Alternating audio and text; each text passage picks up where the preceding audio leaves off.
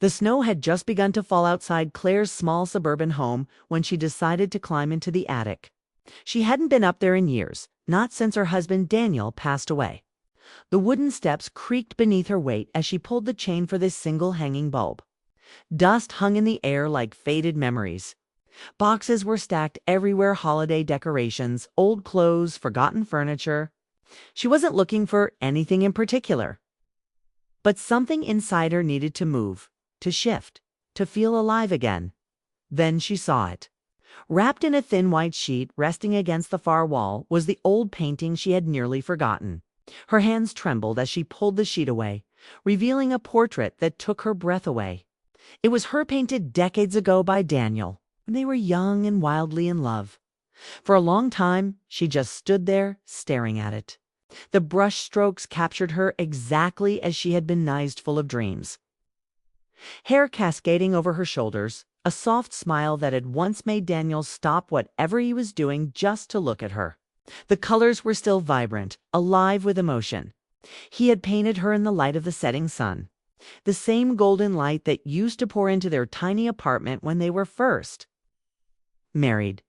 Claire's heart ached in that gentle, familiar way it always did when she thought of him. She remembered the night he painted it, how he asked her to stay still, how he'd glance at her, grin, then tell her she was making it impossible to concentrate because she kept smiling. That laughter had once filled every room. Now the house felt quiet, too large, and too full of ghosts. She carefully carried the painting downstairs, brushing off the dust as she went. The living room was warm from the fire. The sound of snow tapping against the window filled the silence. Claire set the painting against the wall and stepped back. It was almost like seeing her younger self walk into the room. That's when she heard the front door open. Her son Ethan had just come home for the holidays. He was 21 tall and had his father's calm eyes. "Mom," he called out, dropping his backpack near the stairs. "It smells like cinnamon in here. Are you baking?" She smiled. "Not today. I just made tea." Ethan stepped into the living room and stopped. His gaze went straight to the painting. "Whoa! Is that you?" Claire nodded. "Yes, your father painted it years ago. I found it in the attic this morning." Ethan crouched down to look at it more closely. "I didn't know Dad painted portraits. He never told me. He was always humble about it," Claire said softly. "But this was his favorite one. He called it The Beginning. He painted it the day he told me he wanted to marry me." Ethan looked up at her. "You were happy then?" "I was," she whispered. "It feels like a lifetime ago." He studied the painting again. "You know, Mom, you should hang it back up. Somewhere it belongs. It's too beautiful to stay hidden." Claire hesitated. For years, she couldn't bear to see. It hurt too much to remember what she'd lost. But seeing Ethan look at it now, with admiration instead of sadness, did something to her heart. Maybe it was time to stop hiding from the past. "Maybe you're right," she said quietly. Together, they moved the painting above the fireplace. Ethan adjusted it until it sat perfectly centered, and Claire stood back, her eyes softening. The room looked different, already brighter somehow, as if Daniel's presence had returned through the canvas. That evening, after dinner, they sat by the fire. The glow reflected off the painting, casting a warm light across the room. Ethan talked about college's new friends, his art classes, the stress of exams, but Claire wasn't really listening. Her eyes kept drifting to the portrait. She could almost hear Daniel's voice, teasing her for staring too long. When Ethan went to bed, she stayed up, tracing the rim of her teacup with her finger. There was something strange stirring inside her, something she hadn't felt in a long time. Not sadness exactly, but movement. Like her heart had been asleep for years and was only now beginning to wake up. The next morning, the house was filled with light. Claire walked into the living room and stopped in front of the painting again. The golden tones shimmered in the morning sun, and for a fleeting second, she could almost imagine Daniel standing behind her, smiling. Ethan came down the stairs, rubbing his eyes. "You're up early," he said. "I couldn't sleep," she replied with a small laugh. "I think that painting has stirred something in me." "Good," he said. "It's nice to see you." Inspired again. Inspired. Yeah, he said, sitting on the arm of the couch. You used to paint too, remember? You still have your brushes somewhere? Shh. She hadn't touched a brush in nearly 10 years. I don't even know if I could anymore. Try, Ethan said simply. For Dad. That afternoon, Claire found herself searching through boxes until she discovered her old paint set. The brushes were stiff, the paints half dried, but she didn't care. She set up a small easel near the window and began mixing colors, just as Daniel used to do.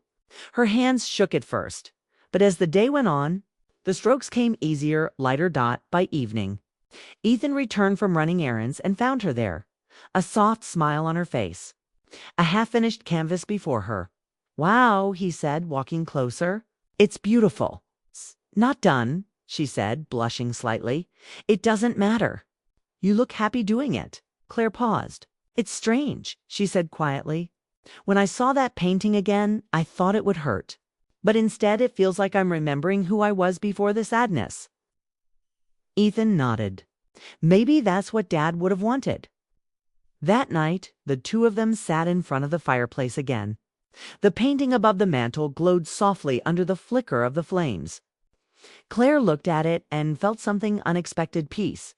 She realized that for so long, she had avoided anything that reminded her of Daniel because she was afraid of breaking down again.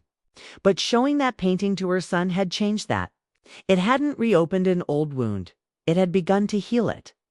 Over the next few days, Claire noticed subtle changes around her.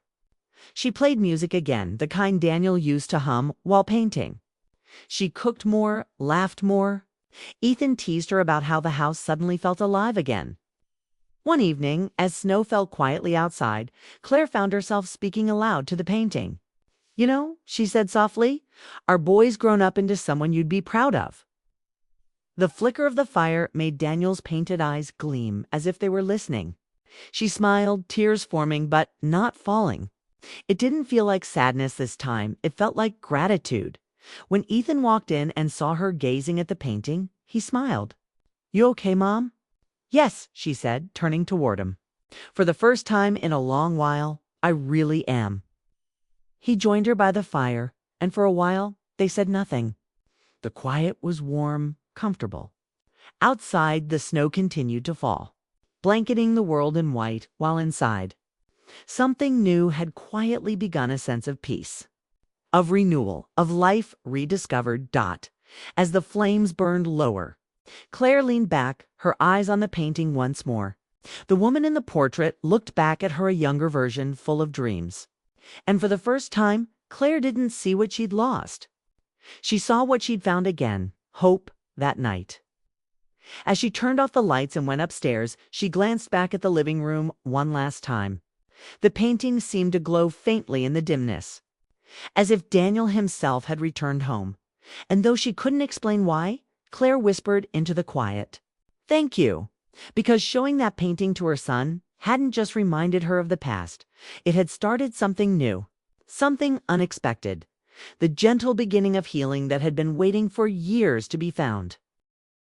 The first weeks of the new year came quietly. The snow had settled deep across the neighborhood, wrapping everything in stillness. Inside the house, however, something had changed. The painting above the fireplace had become the heart of the home again. It wasn't just decoration anymore. It felt like a living memory that connected the past to the present. Claire spent her mornings by the window, painting with soft light spilling over her hands.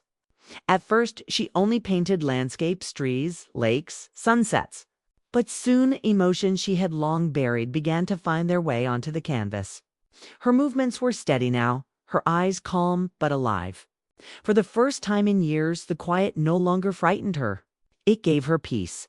Ethan noticed everything. Each time he came home from his part-time job at the local bookstore, he found his mother humming, her brush moving rhythmically. The woman who once avoided the living room now filled it with color. "You're getting good again," he told her one evening, watching her work on a new piece.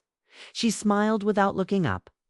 "I had a good teacher once," she said. "Dad?" She nodded softly. "He taught me how to see beauty even in broken things."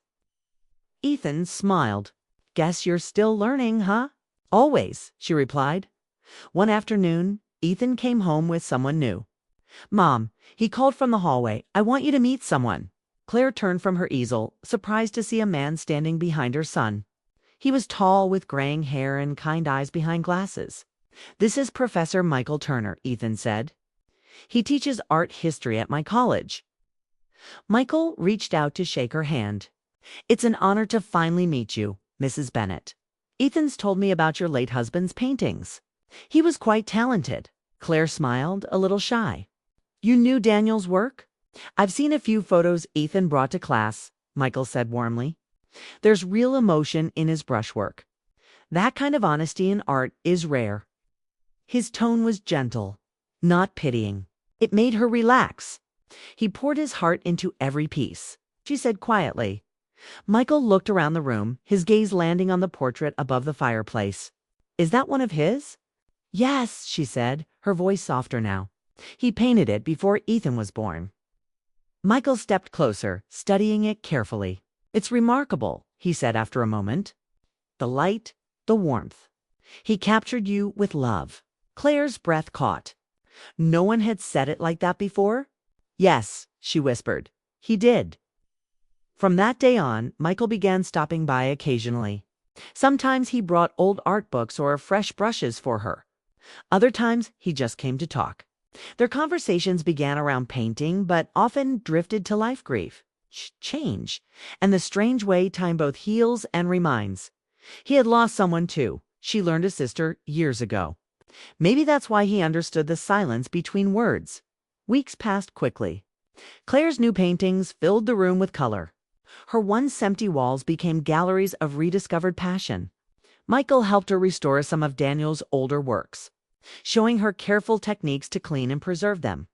One afternoon, as sunlight filled the living room, Michael watched her painting in silence for a moment before speaking. You know, Claire, he said gently, it's rare to see someone paint with both skill and soul.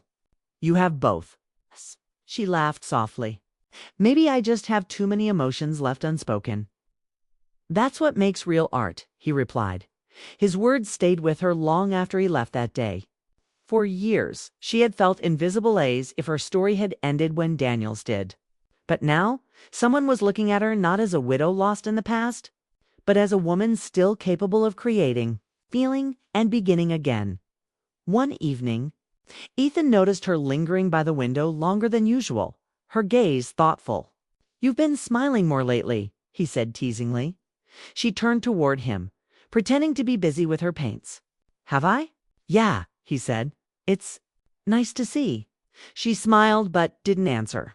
Some things didn't need words. Later that week, Michael invited her to an art exhibit downtown. They're displaying local artists, he said. You should come. It might inspire you. She hesitated at first. It had been years since she'd attended anything like that. But Ethan encouraged her. Go, Mom, you deserve a night out. And so she went. The gallery was warm and bright, filled with paintings of every style. Claire walked slowly through the aisles, the colors reflecting in her eyes. She hadn't realized how much she'd missed this world, the quiet hum of admiration. The shared language of creativity. At one corner, Michael stopped beside her. What do you think? He asked. It's beautiful, she said. All of it. He smiled. You should show your work someday. She shook her head quickly. Oh, no, I'm not. Yes, you are, he interrupted softly. You're an artist, Claire. Don't hide that. Her heart warmed at his words.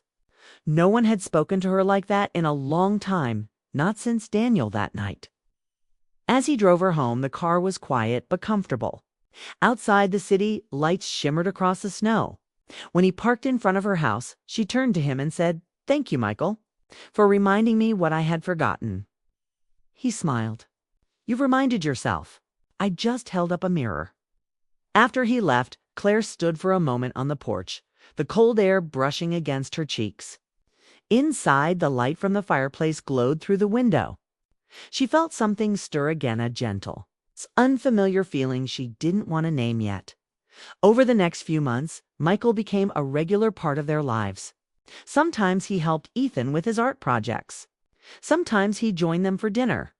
Their laughter began to fill the house in the same way Daniel's once had different. But warm. Ethan saw how his mother's world had quietly changed. She carried herself differently, now lighter, more open. One evening, as the three of them sat around the fireplace, he looked at her and smiled. "You're happy again, Mom." She met his eyes and realized he was right. "I think I am." Later that night, after Ethan went to bed, Claire and Michael stood by the painting together. "He would have liked you," she said softly. "I hope so," Michael replied. "He seems to have been a remarkable man." "He was," she said, "and you're kind to say that." Michael looked at her for a long moment. "You know," he said gently, "grief doesn't mean you stop living. Sometimes it teaches you how to live differently." She nodded, tears shining in her eyes. "I'm starting to understand that." From that night on, something shifted between them. It wasn't dramatic. Just quiet understanding, a shared sense of healing that didn't need to be rushed. As spring approached, the snow melted, and the garden began to bloom again. Claire spent more time outdoors, painting flowers in sunlight. One afternoon, Michael joined her, sitting nearby with a sketchbook. They worked in silence for a while until she looked up and said, "It's strange, isn't it? How life surprises you when you think you've seen everything." He smiled. "That's the beauty of it. The unexpected chapters are often the best ones." She looked down at her painting, the soft colors blending, the light gentle and new. "Maybe this is mine," she said quietly. "My unexpected chapter." Michael didn't answer, but his smile said enough. That evening, Ethan found his mother standing again in front of Daniel's portrait. The firelight flickered across her face, and there was peace in her eyes. "Thinking about Dad?" "He asked always," she said softly. "But it doesn't hurt like it used to." Ethan walked over and slipped his arm around her shoulders. "I think he'd be happy for you." She nodded. "So do I." The two of them stood in silence, watching the painting glow above the fire.